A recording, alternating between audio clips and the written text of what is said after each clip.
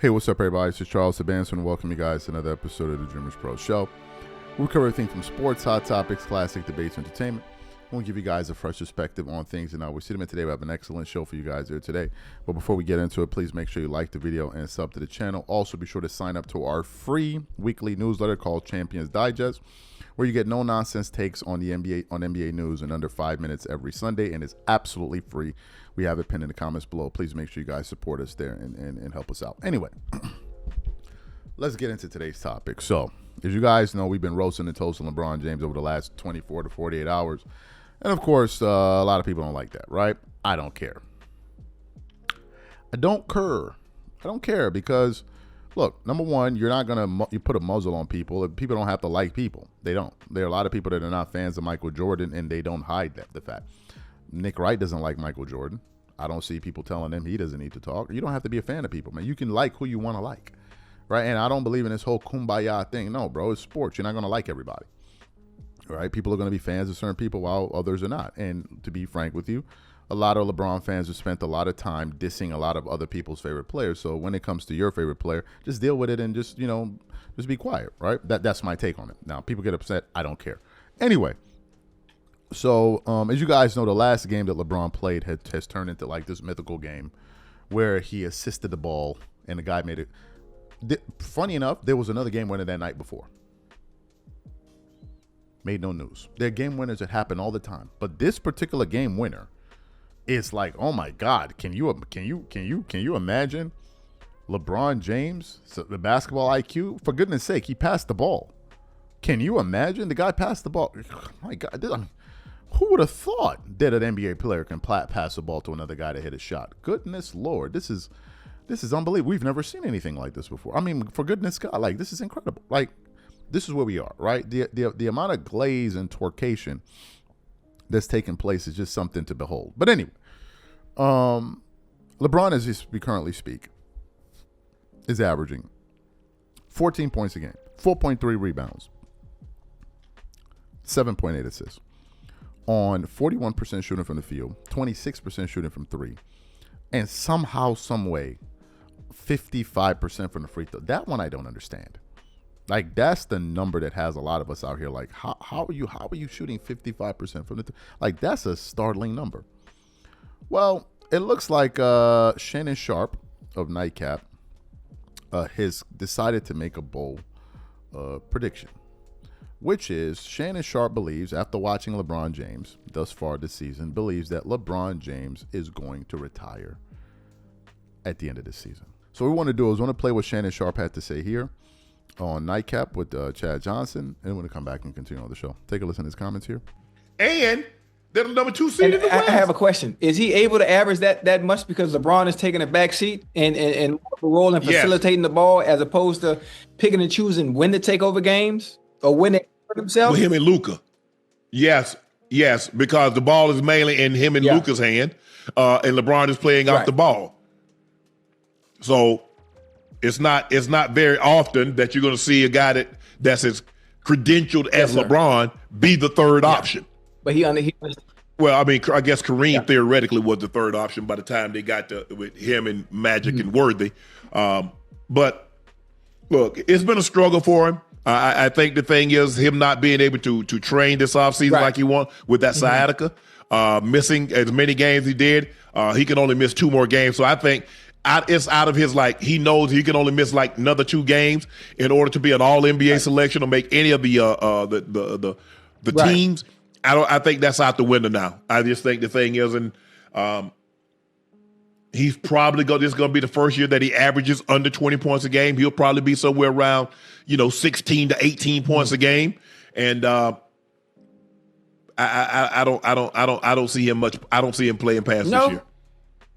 I mean, listen, I wouldn't make that call, this early. You have to remember, it's still very early in the season. And the fact that he wasn't able to have training camp, he might be bringing himself along very slow. Understanding that Reeves and Luka can carry the goddamn load and can pick and choose when he wants to insert himself into the game. And the fact that he has a self-awareness to not allow his pride or his ego to get in the way and being able to facilitate and picking and choosing and allowing the game to come to him. If the shot is there, I'm going to take it. If I'm out of rhythm like I was tonight, and I wasn't able to get my shot flowing, I'm gonna get everybody else involved. Most players, obviously those that are hungry, they gonna shoot it and keep on shooting no matter how many times they miss. Well, he shot 17 times. I mean, he had the second most shot attempts on the team. They just wasn't falling tonight. And his shot hadn't been, with the exception of maybe a handful of games, that game that he had 25, the shot. But other than that, it's been a struggle for him to find a rhythm, to get into a rhythm. Because look, Luka's dominating the ball. Luka's normally going to take about 10 to 12 shots in the first quarter. If you notice, Luka always gets off to a hot start. He's averaging somewhere between 16 and 20 points in a quarter. So he's getting a lot of the shots. Austin Reeves getting a lot of the shots. So it's kind of hard. He can do it. Like he said, the most important thing is for them to win. Fantastic. So you heard what Shannon Sharpe had to say. What are my thoughts about this? I would disagree. I would disagree. I don't think LeBron is going to retire at the end of the season. Nope.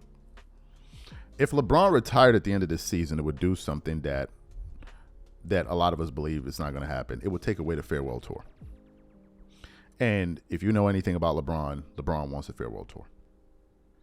He wants a farewell tour. So if LeBron were to just abruptly say he's going to retire, unless he plans on doing it right now, I don't see it happening. I don't.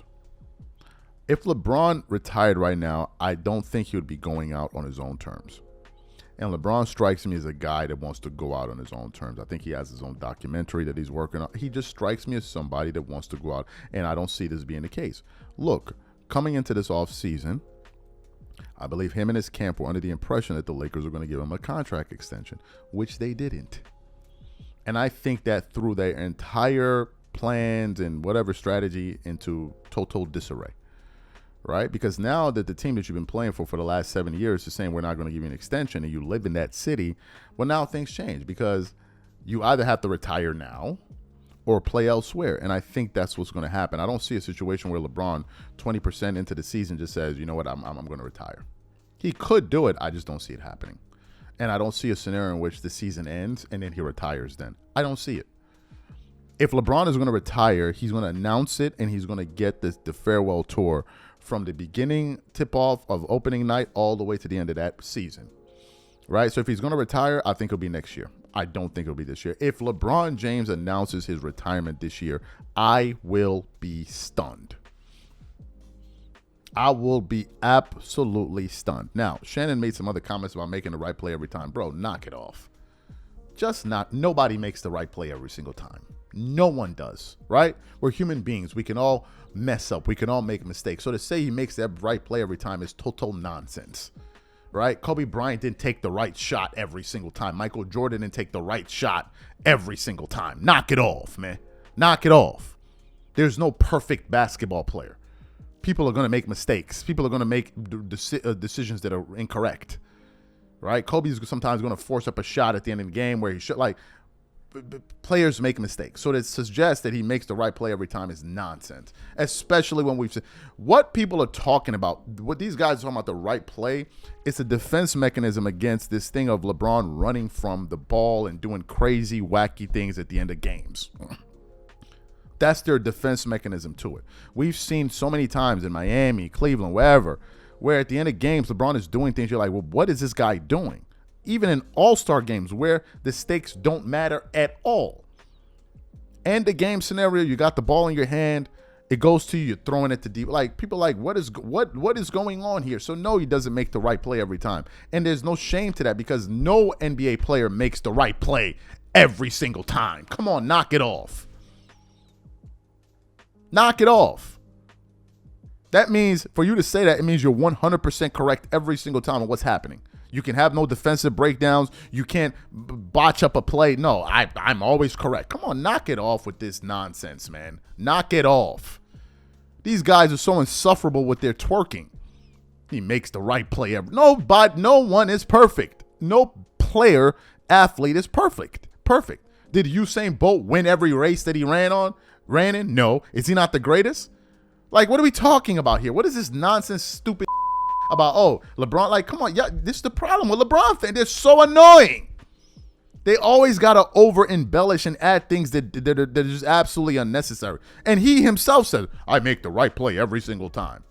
Like, this is what we're talking about.